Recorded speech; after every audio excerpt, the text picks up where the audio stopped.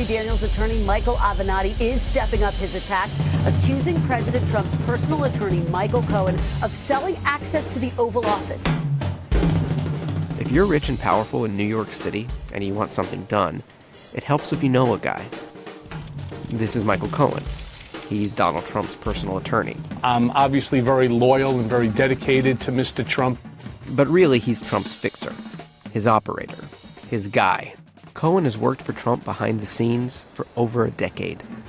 Tonight, new revelations that the president's personal lawyer, Michael Cohen's been under a criminal investigation for months. Now Cohen's in trouble for a $130,000 payment to adult film star Stormy Daniels from back during the 2016 campaign. This was hush money to buy her silence about an alleged affair with Trump.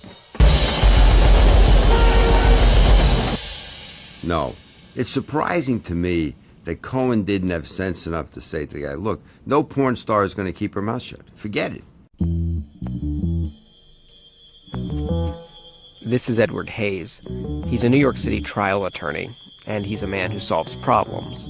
Hayes has made a career out of solving problems for some of New York City's most wealthy and powerful people. First and foremost, I'm a trial lawyer. And secondly, I'm sort of an Irish politician in New York City. I've made a big part of my career helping people with their problems.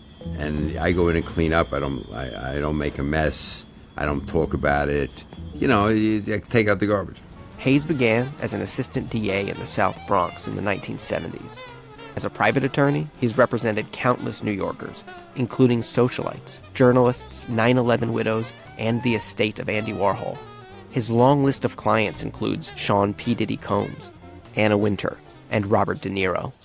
He's always been very good to me. And he walks out of a restaurant and a paparazzi sort of ambushes him, trying to make him do something that would embarrass him and make a good picture for the paparazzi. This incident was back in 1995, and after the paparazzo in question ambushed De Niro punched him. The actor was then facing assault charges.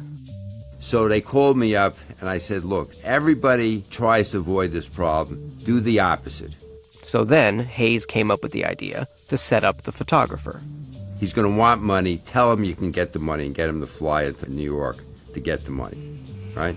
He flies into New York. We hand him a suitcase full of cash, and we have the detectives ambush him. They pull him out of the car, and they say, well, you're extorting the guy. They kept him in the interrogation room all day, and, he'll never do that again.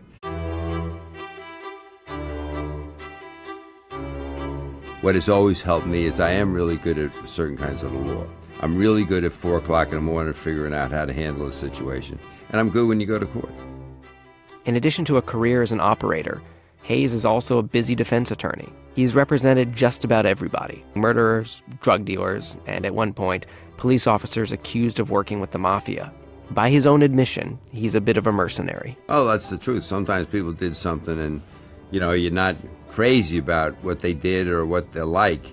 And I say to them, listen, I got involved in this for money, and that's what you and I have the same interest financially, and you want to get off, and I want to get paid, so they're tied together. Day by day, the Michael Cohen story continues.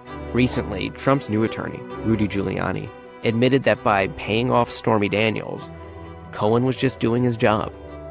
So to make it go away, they made this Cohen payment. didn't even ask.